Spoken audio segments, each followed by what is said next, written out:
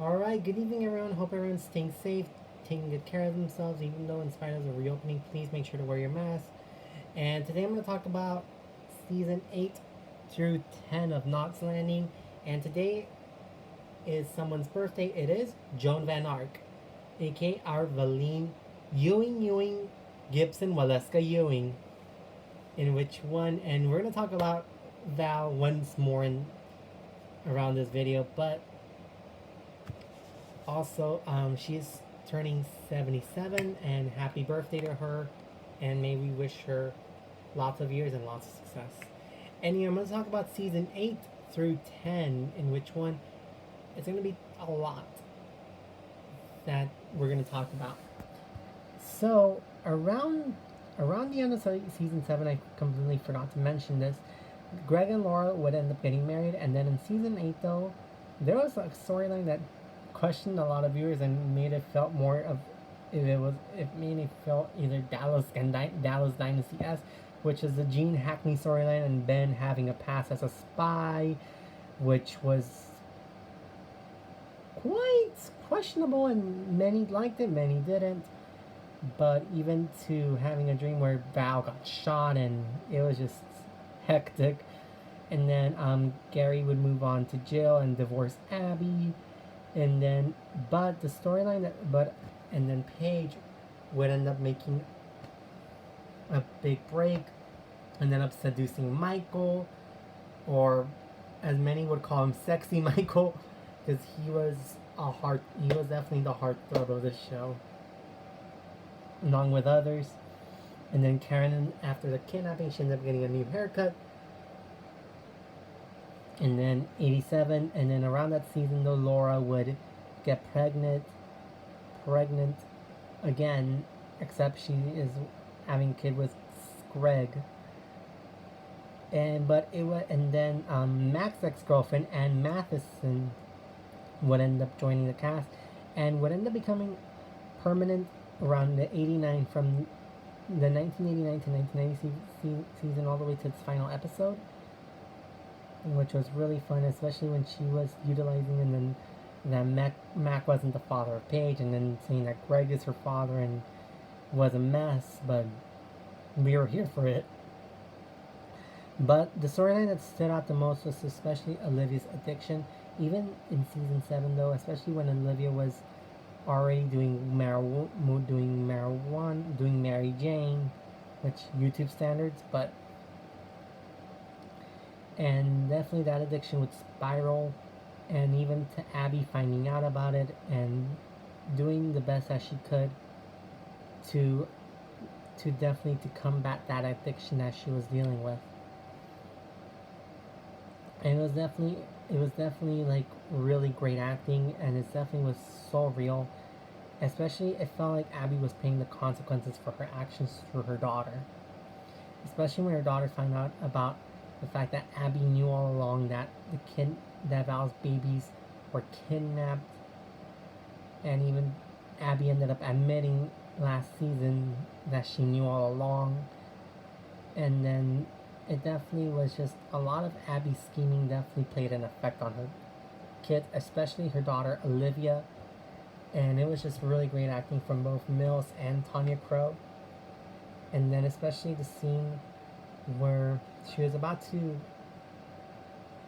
do what she was doing, and then Abby coming in with a hammer and opening the door after seeing that her daughter was doing it again. And it was just dramatic, especially when she found it out in the toilet and threw it at her. And then the moment where she Olivia definitely was at the peak of her addiction, and she was saying, "Are you gonna give me the keys? Are you gonna give me the keys?" And it was just amazing, brilliant acting, especially in the episode as well, where Brian would get hurt, would get injured, especially from what the dealer did to him, and Lila May basically intervening as well. And it was just a lot, especially at the end though, where Olivia was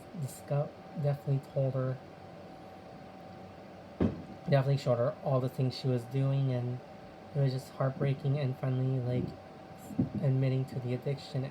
It was just poignant and definitely one of the best storylines that definitely stood out amongst everything that happened in season 8.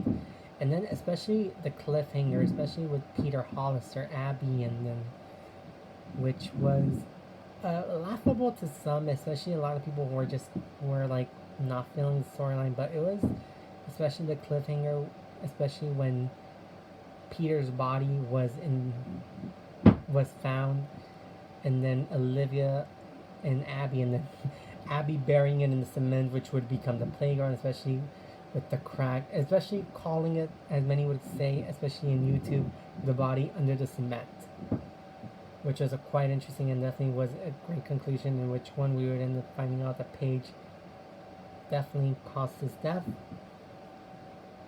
But it wasn't in season 9 though, where we would lose a very important force, which would be Laura, especially discovering that she had a tumor, and just especially after giving birth to her daughter Meg. And not a lot of people knew this, but did you know that both Julie Harris and Constance McCashin were fired, especially because of budget cuts? But then there's rumors that, especially since her husband, McCashin's husband, was involved in the rival project, which would lead to that. But who knows about that? But if anyone can confirm me that information, I'd be glad to share it, in their time, and especially in the next video. But it would be both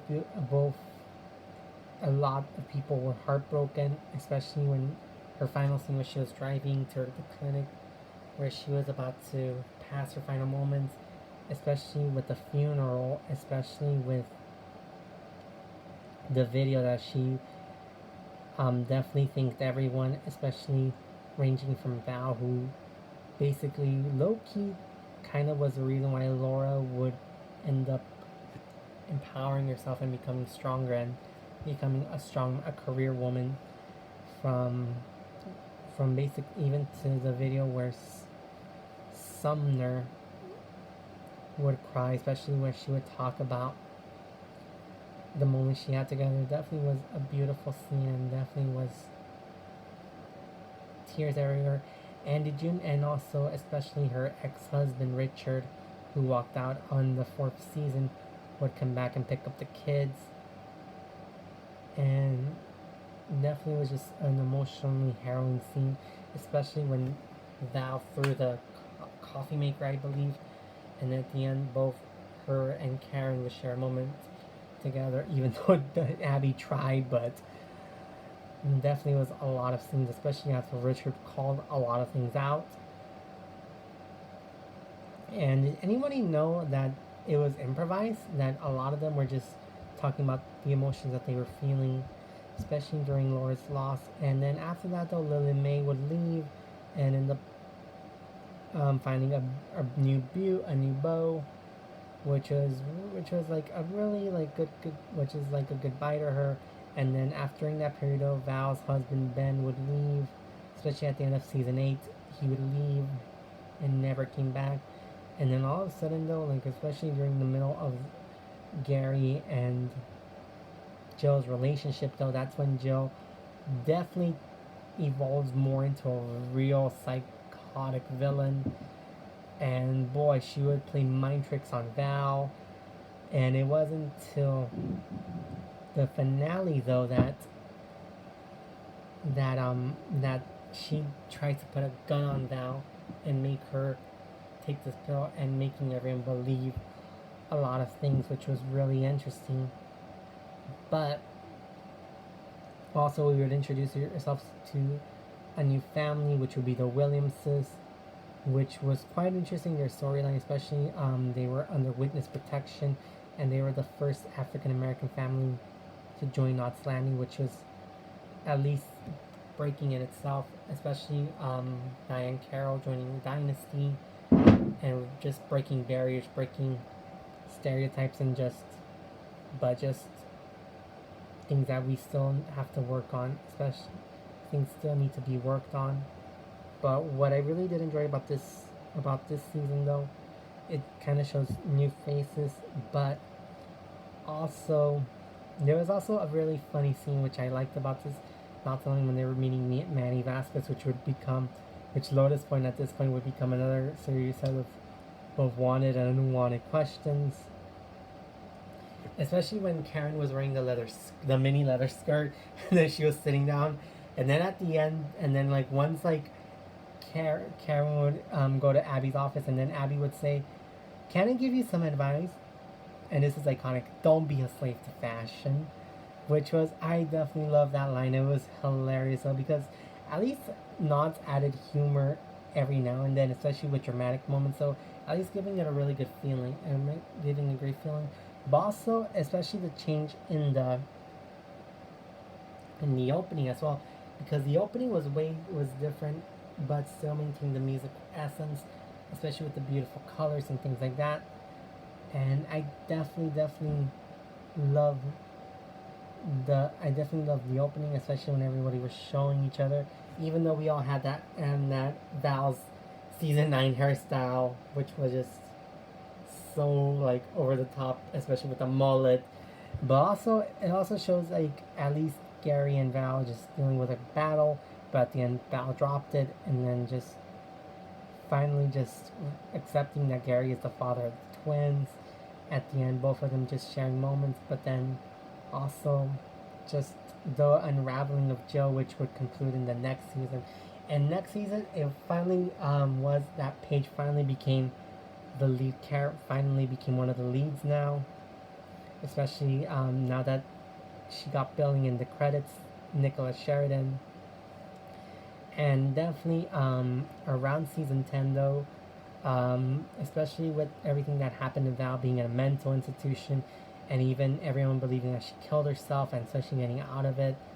Especially there was a really beautiful scene where Abby and Val would meet, and then she'd say, "Hey, if there's anything I can do to help," and then it kind of shows like in spite of everything though, like there's still like there's still a bit of heart, even even if it's Abby though, but definitely was a really good scene, especially after Michael and Paige were rescued from Johnny and rescued with Johnny, which which kind of like made no sense, especially his acting was a bit questionable at times. But also another thing that I really liked about the season is how the start of Paige and Greg's romance, on and off romance, especially when they would share scenes together, especially the golfing scene, which was pretty like the mini golf scene, which when they would do a strip crochet, which I won't give any details, but but definitely that was fun, especially when Paige was in the pool and Greg says he doesn't go into shark infested waters.